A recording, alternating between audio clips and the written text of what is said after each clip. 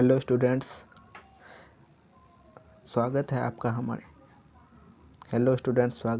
हमारे इस चैनल विद्या मंत्र एकेडमी पर। आज की क्लास में हम क्लास 10th के फिजिक्स का सेकंड चैप्टर जो कि प्रकाश का आवर्तन चैप्टर है उसके बारे में पढ़ने वाले हैं।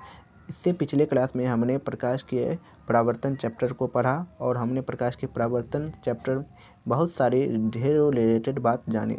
तो आज हम शुरू करने वाले हैं प्रकाश का अपवर्तन चैप्टर। प्रकाश का अपवर्तन चैप्टर में पहले हम टॉपिक देखने वाले हैं कि पारदर्शी माध्यम किसको कहते हैं। पारदर्शी माध्यम कहते किसको।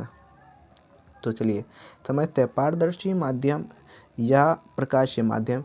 इससे पिछले क्लास में भी या प्रकाश के परावर्तन में भी पारदर्शी माध्यम के बारे में हमने पढ़ा। वहाँ हमने देखा कि पारदर्शी माध्यम वह माध्यम हुआ जिसमें प्रकाश एक माध्यम से दूसरे माध्यम में आसानी से आर पार कर सकते हैं, उसी को पारदर्शी माध्यम कहें। क्या लिखा है परिभाषा? वह माध्यम जिसमें प्रकाश एक माध्यम से दूसरे माध्यम में आसानी से आर पार कर जाती है। आसानी से क्या करती है? आर पार कर जाती है। पारदर्शी या प्रकाशीय माध्यम कहलाती है। पारदर्शी या प्रकाशीय माध्यम क्या होता है? वह माध्यम जिसमें प्रकाश एक माध्यम से दूसरे माध्यम में आसानी से आर पार कर जाती है, पारदर्शी या प्रकाशीय माध्यम कहलाती है। वह माध्यम जिसमें प्रकाश का आवागमन होता है, वही माध्यम हमारी क्या कहलाई? प्रकाशीय माध्यम। वह माध्यम हमारी क्या कहलाई? प्रकाशीय माध्यम। प्रकाशीय माध्यम या पारदर्शी माध्यम का दो परिभाषा हो गया। पहला परिभाषा कि वह माध्यम जिसमें प्रकाश एक माध्यम से दूसरे माध्यम में आसानी से आर पार कर जाती है, पारदर्शी माध्यम कहलाती है। या वह माध्यम जिसमें प्रकाश का आवागमन होता है, पारदर्शी माध्यम कहलाता है। पारदर्शी माध्यम में जैसे में हो गया हमारा निर्वात एक क्या है? पारदर्शी या प्रकाशीय माध्यम। इसमें प्रकाश का आवागमन हो सकता है और वायु में भी प्रकाश का आवागमन, पानी जैसे हो गया, कांच हो गया, ये सब हमारा क्या है? ये सब हमारा हो गया पारदर्शी माध्यम। पारदर्शी माध्यम मुख्यतः कितने प्रकार के? पारदर्शी या प्रकाशीय माध्यम मुख्यतः दो प्रकार के होते हैं। पारदर्शी माध्यम या क्या कहते हैं प्रकाशीय माध्यम मुख्यतः कितने प्रकार के होते हैं? दो प्रकार के। पहला हमारा हो गया सघन माध्यम। पहला क्या हो जाएगा? पहला हमारा हो गया सघन माध्यम और दूसरा हमारा क्या हो गया? विरल माध्यम। सघन माध्यम किसको कहते हैं? ये गलती से कट गया। सघन माध्यम कहते किसको? तो सघन माध्यम हमारा वह माध्यम हुआ। पहला क्या हमारा हो गया? पहला हमारा हो गया सघन माध्यम। पहला क्या हो गया? सघन माध्यम और दूसरा विरल माध्यम। पहला हमारा हो गया सघन माध्यम। अब सघन माध्यम कहते किसको है? तो वह माध्यम क्या बोलेंगे? वह प्रकाशीय माध्यम जिसमें प्रकाश की चाल अधिक होती है। वह प्रकाशीय माध्यम जिसमें प्रकाश की चाल अधिक होती है वह सघन माध्यम कहलाती है। और विरल माध्यम, और क्या बोले? विरल माध्यम। और विरल माध्यम किसको कहते हैं? विरल माध्यम वह माध्यम होती है जिसमें प्रकाश की चाल कम होती है। वह माध्यम जिसमें प्रकाश की चाल क्या होती है? कम होती है, वह हमारी विरल माध्यम कहलाती है। ठीक है। तो विभिन्न प्रकाश की चाल होती है। विभिन्न माध्यम में प्रकाश की चाल भिन्न भिन्न होती है। प्रकाश की चाल विभिन्न माध्यम में कैसी होती है? भिन्न भिन्न होती है। तो वायु में प्रकाश की चाल हमारी होगी 2 लाख, क्या बोलेंगे? इकाई, दहाई, सैकड़ा, हजार, 10,000, लाख। 2,98,000 किलोमीटर प्रति सेकेंड से हमारा वायु में प्रकाश चलता है। वायु वाले माध्यम में प्रकाश, क्योंकि वायु एक पारदर्शी माध्यम है, पानी भी हमारा क्या है? पारदर्शी माध्यम या कह लीजिए प्रकाशीय माध्यम। कांच भी हमारा प्रकाशीय माध्यम हुआ। इसमें प्रकाश की चाल, वायु में प्रकाश की चाल क्या होती है? 2,98,000 किलोमीटर प्रति सेकेंड। और पानी में प्रकाश की चाल हमारा हो जाता है 2,25,000 किलोमीटर प्रति सेकेंड। 2,25,000 kilometre second. वहीं कांच में हमारा प्रकाश की चाल कितना हो जाती है? कांच में प्रकाश की चाल हमारा हो जाता है 2 लाख किलोमीटर। सबसे अधिक प्रकाश की चाल किसमें होती है? वायु में। याद रखिएगा, सबसे अधिक प्रकाश की चाल किसमें होती है? वायु। तो निर्वात की अपेक्षा हमारा वायु क्या हो गया? सघन माध्यम। निर्वात की अपेक्षा हमारा वायु क्या हो गया? निर्वात की अपेक्षा हमारा वायु सघन माध्यम हो गया, क्योंकि वायु में प्रकाश की चाल अधिक होती है।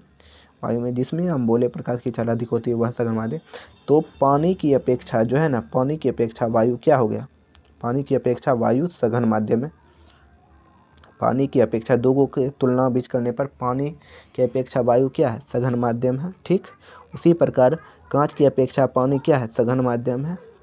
तो वही लिखा है, पानी की अपेक्षा कांच क्या है, सघन माध्यम है। पानी की अपेक्षा कांच क्या है, सघन माध्यम है। और कांच की अपेक्षा पानी क्या है, कांच की अपेक्षा पानी क्या है, विरल माध्यम है। कांच की अपेक्षा पानी क्या है, विरल माध्यम में। एक बार हम और फिर से समझा देते हैं। तो हमने पहला स्टार्ट किया कि पारदर्शी माध्यम क्या होता है, पारदर्शी या प्रकाशीय माध्यम। तो पारदर्शी माध्यम या प्रकाशीय माध्यम वह माध्यम हुआ, क्या हुआ, वह माध्यम जिसमें प्रकाश एक माध्यम से दूसरे माध्यम में आसानी से आर पार कर जाती है, उसे पारदर्शी या प्रकाशीय माध्यम कहा जाता है। या वह माध्यम जिसमें प्रकाश का आवागमन होता है, वह माध्यम जिसमें प्रकाश का क्या होता है, आवागमन होता है, उसे प्रकाश माध्यम कहते हैं। जैसे निर्वात हो गया, वायु हो गया, पानी हो गया, कांच, ये सब हमारा क्या हुआ, प्रकाशीय माध्यम। ठीक, अब वहीं पारदर्शी माध्यम के बारे में हम बात करें।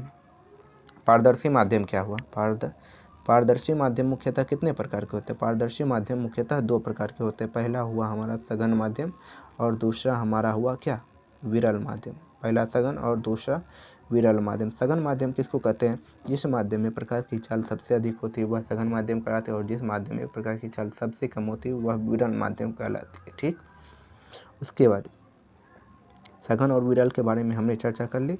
तो अब देखिए किसमें प्रकाश की चाल सबसे अधिक होती है। तो वायु में प्रकाश की चाल 2 लाख कितना, 2,98,000 किलोमीटर प्रति सेकंड, मतलब एक सेकंड में इतना किलोमीटर तय करता है। आप सोच लीजिए कितना स्पीड होगा प्रकाश की चाल।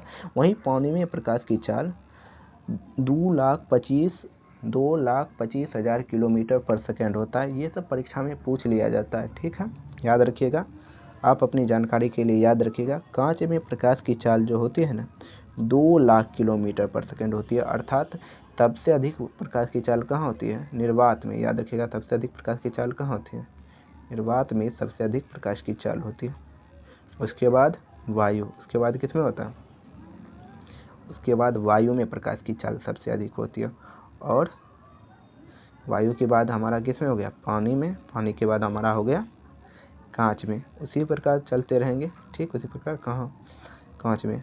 ठीक, अब देखिए निर्वात की अपेक्षा हमारा वायु क्या हो गया, सघन माध्यम। निर्वात की अपेक्षा वायु हमारा हो गया सघन माध्यम, और वायु की अपेक्षा पानी सघन माध्यम। क्योंकि वायु की अपेक्षा पानी सघन माध्यम है, क्योंकि पानी में प्रकाश की चाल अधिक होती है।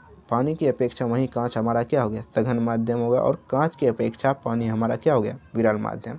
निर्वात की अपेक्षा वायु हमारा सघन माध्यम हो जाता, और कांच, वायु की अपेक्षा पानी हमारा सघन माध्यम, और पानी की अपेक्षा कांच हमारा क्या हो गया, सघन माध्यम, और कांच की अपेक्षा पानी विरल माध्यम। ठीक है, क्या हो गया, विरल माध्यम।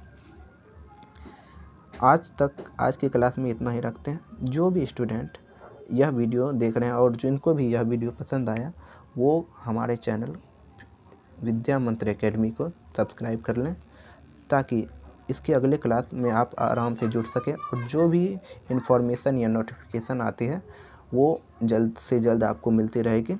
और साथ ही साथ आप इस चैनल को ज़रूर सब्सक्राइब कर लीजिए। ठीक है, आज के लिए इतना ही, तब तक के लिए धन्यवाद।